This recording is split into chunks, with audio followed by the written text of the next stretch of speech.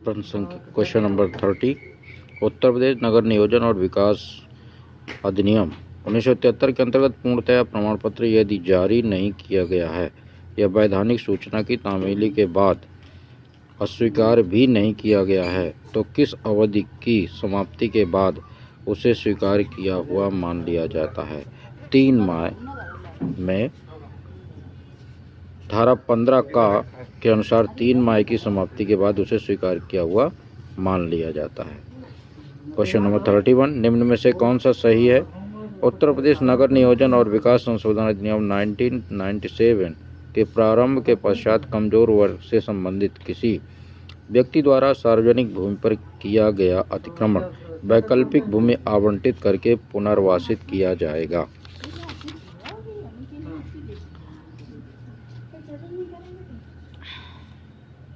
ये प्राविधान दिया हुआ है धारा 26 के सब क्लास 4 परंतु के अनुसार तब तक नहीं हटाया जाएगा जब तक कि उसे ऐसी रीति से और ऐसे निबंधनों और शर्तों पर जैसी विहित की जाए पुनर्वास करने के लिए अनुकल्पित भूमि या वास सुविधा प्रस्तावित न कर दी जाए।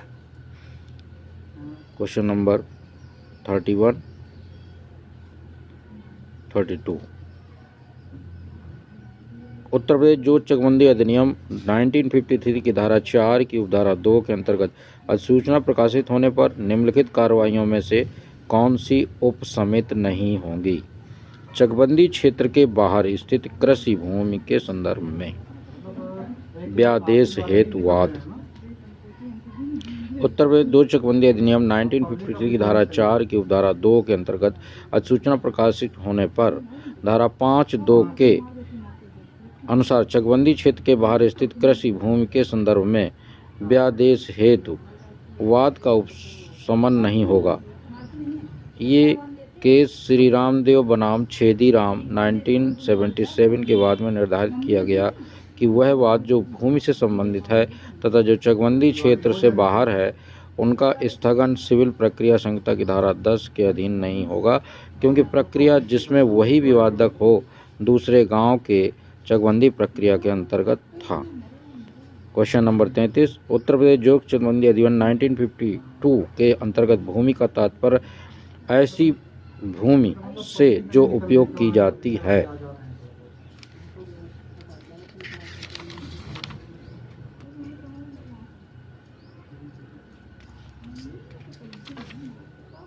यह प्रश्न उच्च न्यायालय द्वारा हटा दिया गया था। Question number 34। उत्तर प्रदेश जोत चकबंदी अधिनियम 1953 का कौन सा प्रावधान इस अधिनियम के अंतर्गत जिस अधिकारियों का विरोध किया जा सकता था अथवा किया जाना चाहिए था के संबंध में दावों को ग्रहण करने के लिए दीवानी या माल न्यायालय के अधिक्षेत्र पर रोक लगाता है? ये सेक्शन है 49। उत्तर प्रदेश जोत चकबंदी अधिनियम 1953 की धारा 49 इस अधिनियम के अंतर्गत जिस अधिकारों का विरोध किया जा सकता था अथवा किया जाना चाहिए था के संबंध में दावों को ग्रहण करने के लिए दीवानी या माल न्यायालय के अधिक्षेत्र पर रोक लगाता है। Question number 35। कौन सी अनुसूची उन अधिनियमों को प्रमाणित करती है जिन्हें उत्तर प्रदेश नगरपालिका अधिनियम 1916 द्वारा निःसरित किया जाता है? अनुसूची 9 नगरपालिका अधिनियम 1916 द्वारा निश्चित किया जाता है। उत्तर प्रदेश नगरपालिका अधिनियम 1916 के अंतर्गत निर्धारण आदेश के विरुद्ध अपील किसके समक्ष प्रस्तुत की जाती है? जिलाधिकारी, डिस्ट्रिक्ट मजिस्ट्रेट। उत्तर प्रदेश नगरपालिका अधिनियम 1916 के धारा 160 के अनुसार निर्धारण आदेश के विरुद्ध अपील जिला मजिस्ट्रेट के समक्ष या ऐसे अन्य अधिकारी के समक्ष किया जा सकेगा जिसे राज्य सरकार द्वारा इस निमित्त सशक्त किया गया। क्वेश्चन नंबर 37 है। उत्तर प्रदेश नगरपालिका अधिनियम 1916 के अंतर्गत किसी नगरपालिका के सदस्य के निर्वाचन को चुनौती देने वाली निर्वाचन याचिका का विचार के लिए किसके द्वारा अंतरण किया जा सकता है? उच्च न्यायालय के द्वारा। ये प्राविधान धारा 43 के अंतर्गत उच्च न्यायालय द्वारा अंतरण किया जा सकता है। उच्च न्यायालय को निर्वाचन याचिका के एक जिला न्यायाधीश से किसी अन्य जिला न्यायाधीश के अंतर्गत अंतरित करने की शक्ति प्राप्त है। उत्तर प्रदेश नगरपालिका अधिनियम 1916 के अंतर्गत। किसी नगरपालिका के सदस्य के निर्वाचन को चुनौती देने वाली निर्वाचन याचिका का विचारण के लिए। क्वेश्चन नंबर 38, उत्तर प्रदेश नगरपालिका अधिनियम 1916 के अंतर्गत किसकी ओर से निर्वाचन याचिका पोषणीय नहीं है?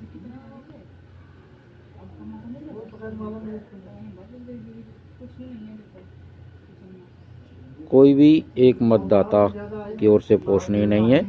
ऐसा प्रावधान धारा 20(3) के अनुसार याचिका को किसी ऐसे उम्मीदवार द्वारा जिसके पक्ष में मतों को अभिलिखित किया गया है और जिसने उस व्यक्ति के स्थान पर निर्वाचित घोषित किए जाने के लिए याचिका में दावा किया है, जिसके चुनाव को चुनौती दी गई है, अथवा नगरपालिका के 10 या अधिक निर्वाचकों द्वारा अथवा ऐसे व्यक्तियों द्वारा जिसने यह दावा किया है कि उसका नामांकन पत्र असमुचित ढंग से अस्वीकृत कर दिया गया है, प्रस्तुत किया जा सकेगा। केस है श्रीमती सरिता गुप्ता बनाम स्नेह कमल सेठ 2010 के बाद में निर्धारित किया गया था कि असफल उम्मीदवार जिसका नामांकन अनुचित रूप से नामंजूर किया गया था, निर्वाचन को चुनौती दे सकता है। नगरपालिका की कार्य अवधि कितने दिन होती है? प्रथम बैठक के लिए नियमित तिथि से 5 वर्ष।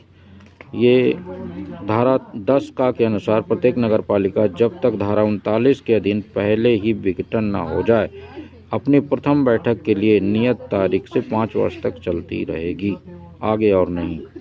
क्वेश्चन नंबर 40, यदि उत्तर प्रदेश नगरपालिका अधिनियम 1916 के अंतर्गत कर से संबंधित अपील की सुनवाई के दौरान निर्धारण के सिद्धांत के बारे में प्रश्न प्रोद्युत होता है, जिस पर अपील की सुनवाई करने वाला युक्त संदेह को ग्रहण करता है, तो उसके लिए निम्न में से कौन सा उपाय उपलब्ध है? निर्णय के लिए यह मामला उच्च न्यायालय को निर्दिष्ट कर सकता है।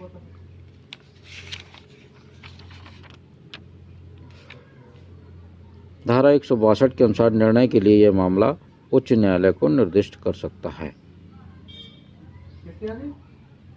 क्वेश्चन नंबर 41, निम्न में से कौन सा गलत सिविल वाद में एक पक्षकार न्याय पंचायत के समक्ष उपस्थित हो सकता है अधिवक्ता के माध्यम से? उत्तर प्रदेश पंचायती राज अधिनियम 1947 की धारा 81 के अनुसार सिविल वाद या आपराधिक वाद में कोई पक्ष न्याय पंचायत के समक्ष व्यक्तिगत रूप से अथवा सेवक जो दलाल न हो, साझेदार, संबंधी अथवा मित्र द्वारा उपस्थित हो सकता है, जिससे उसने लिखित रूप में यथावत प्राधिकृत किया हो और जिसे न्याय पंचायत उसका प्रतिनिधित्व करने के लिए योग्य व्यक्ति के रूप में स्वीकार करे। क्वेश्चन नंबर 42, निम्न में से कौन सा सही नहीं है? उत्तर प्रदेश पंचायती राज अधिनियम 1947 के अंतर्गत न्याय पंचायत का आदेश किसके द्वारा पुनरीक्षण योग्य है? जनपद न्यायाधीश के द्वारा। ऑर्डर ऑफ न्याय panchayat under the UP panchayat Raj act 1947 is revisable by district judge. Section 89। 43, Uttar Pradesh पंचायती राज अधिनियम 1947 के अंतर्गत राज्य सरकार द्वारा पारित ग्राम प्रधान को हटाए जाने के आदेश को चुनौती दी जा सकती है उच्च न्यायालय के समक्ष रिट याचिका दायर करके। उत्तर प्रदेश पंचायती राज अधिनियम 1947 की धारा 95 एक छा के अनुसार राज्य सरकार द्वारा पारित ग्राम प्रधान को हटाए जाने के आदेश के उच्च न्यायालय के समक्ष रिट याचिका दायर करके चुनौती दी जा सकती है। क्वेश्चन नंबर 44, उत्तर प्रदेश राजस्व संहिता 2006 निरसित नहीं करती है। उत्तर प्रदेश किराएदारी अधिनियम 1939 को निरसित नहीं करती है।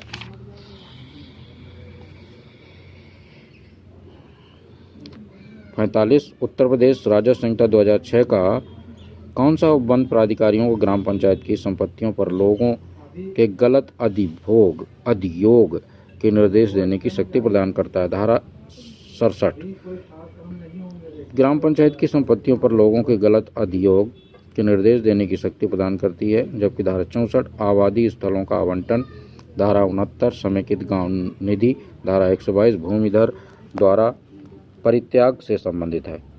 क्वेश्चन नंबर 46, उत्तर प्रदेश राजस्व संहिता 2006 के अंतर्गत किसके निर्णय के विरुद्ध द्वितीय अपील बोर्ड के समक्ष प्रस्तुत नहीं होती है? धारा 133 के अंतर्गत व्यादेश हेतुवाद। उत्तर प्रदेश राजस्व संहिता 2006 के अंतर्गत धारा 133 के अंतर्गत व्यादेश हेतु वाद के विरुद्ध तृतीय अनुसूची के अनुसार द्वितीय अपील बोर्ड के समक्ष प्रस्तुत नहीं होगी, जबकि अन्य की अपील बोर्ड के समक्ष हो सकेगी। क्वेश्चन नंबर 47, निम्न में से कौन सा गलत है? उत्तर प्रदेश राजस्व संहिता 2006 के अंतर्गत किए गए निम्न आदेश का डिक्री के विरुद्ध कोई अपील प्रस्तुत नहीं होती। सिविल प्रक्रिया संहिता 1908 की धारा 47 में निर्दिष्ट प्रकृति का आदेश। राजस्व संहिता की धारा 207 के सब क्लास 2 के अनुसार सिविल प्रक्रिया संहिता 1908 की धारा 47 में निर्दिष्ट प्रकृति का आदेश की कोई अपील नहीं होगी, जबकि अन्य की अपील होगी।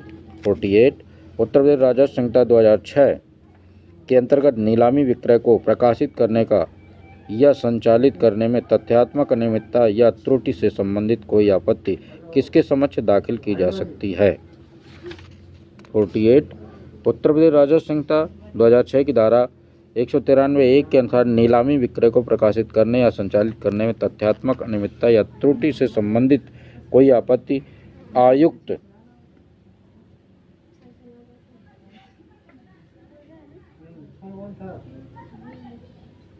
के समक्ष दाखिल की जा सकती है, कमिश्नर के समक्ष दाखिल की जा सकती है। 49, उत्तर प्रदेश राजस्व संहिता 2006 के प्रारंभ के पश्चात किए गए आवंटन एवं पट्टे के निरस्तीकरण हेतु आवेदन किया जा सकता है 5 वर्ष के अंदर। धारा 128 1-A के अनुसार आवंटन एवं पट्टे के निरस्तीकरण हेतु आवेदन 5 वर्ष के अंदर किया जा सकता है। क्वेश्चन नंबर 50, इनमें से कौन सा सही नहीं है? उत्तर प्रदेश राजस्व संहिता 2006 के अंतर्गत संक्रमणीय अधिकारों वाला एक भूमिधर वसीयत पंजीकृत हो सकती है अथवा अपंजीकृत हो सकती है। धारा 107 का सब क्लॉज 3 के अंतर्गत संक्रमणीय अधिकारों वाला एक भूमिधर किसी जोत में अपने हित का इच्छा पत्र द्वारा वसीयत कर सकता है। प्रत्येक वसीयत लिखित रूप में और 2 साक्षियों द्वारा अनुप्रमाणित होगा और रजिस्ट्रीकृत किया जाएगा। क्वेश्चन नंबर 51, भारत के संविधान के अनुच्छेद 166 के खंड 3 के अनुसार राज्यपाल बनाएगा। राज्य का कार्य अधिक सुविधापूर्वक किए जाने के लिए नियम। क्वेश्चन नंबर 52, किसके अनुसार भारत के राष्ट्रपति द्वारा भारत के राज्य क्षेत्र के भीतर सामाजिक और शैक्षणिक दृष्टि से पिछड़े वर्गों की दशाओं के और जिन कठिनाइयों को वो झेल रहे हैं उनके अन्वेषण के लिए और उन कठिनाइयों को दूर करने और उनकी दशा को सुधारने के लिए भारत संघ द्वारा जो उपाय किए जाने चाहिए उनके बारे में सिफारिश करने के लिए एक आयोग बनाया जा सकता है। भारत के संविधान अनुच्छेद 340 के अंतर्गत कौन सा उत्तर सही नहीं है?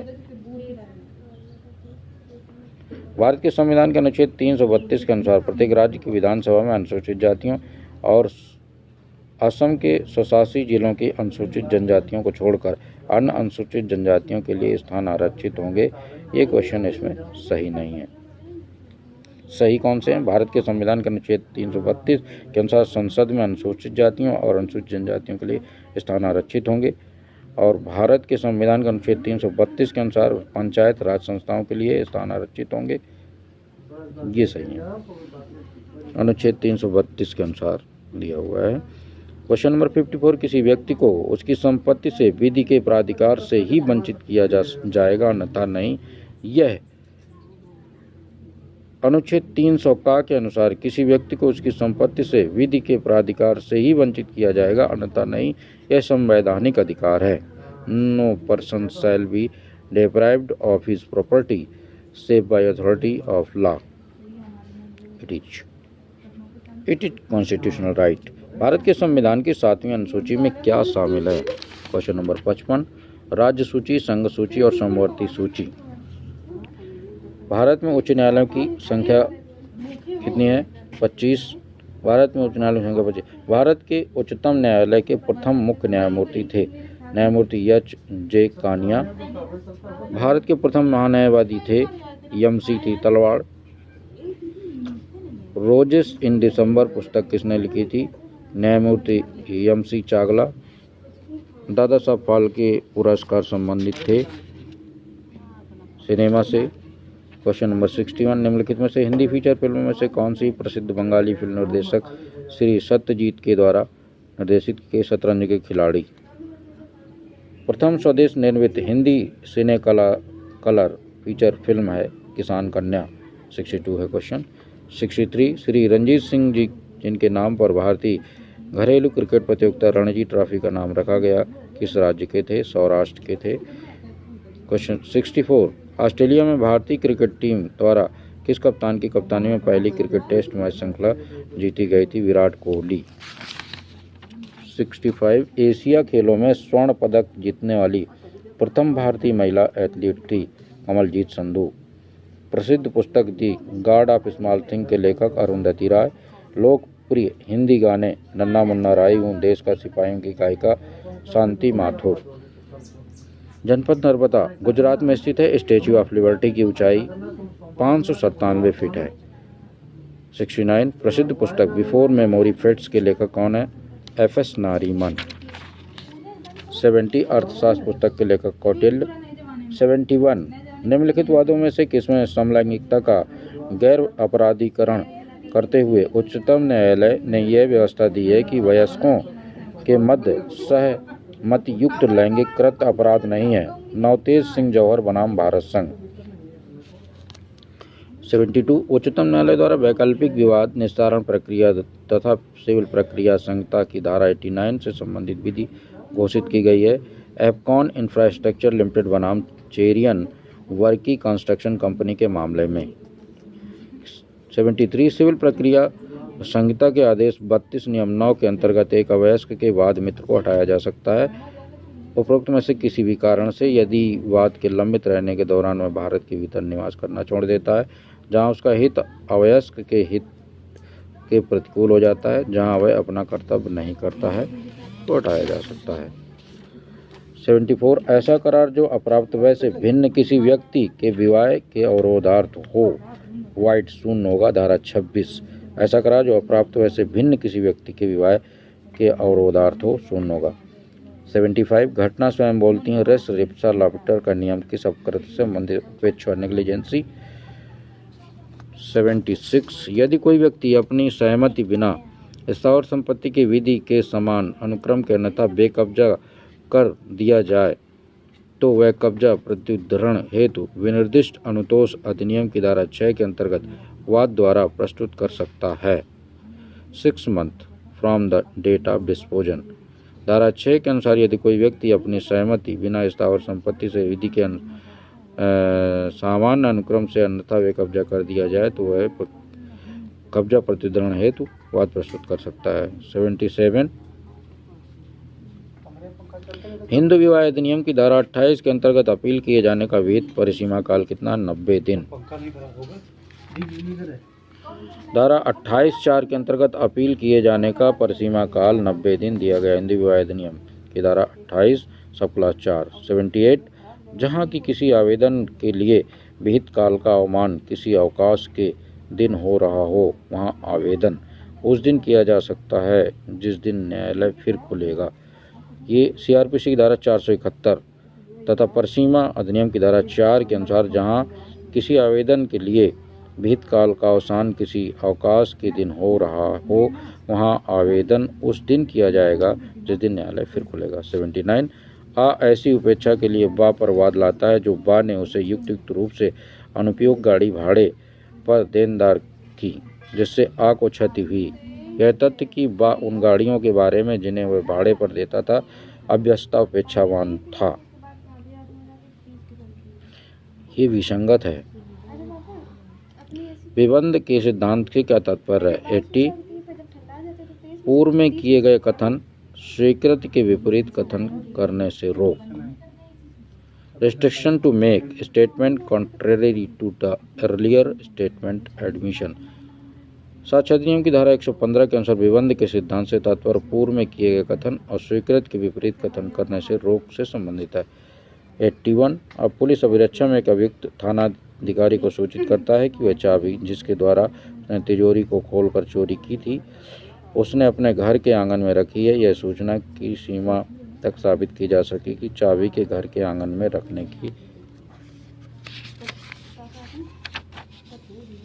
साक्ष्य अधिनियम की धारा 27 के अनुसार।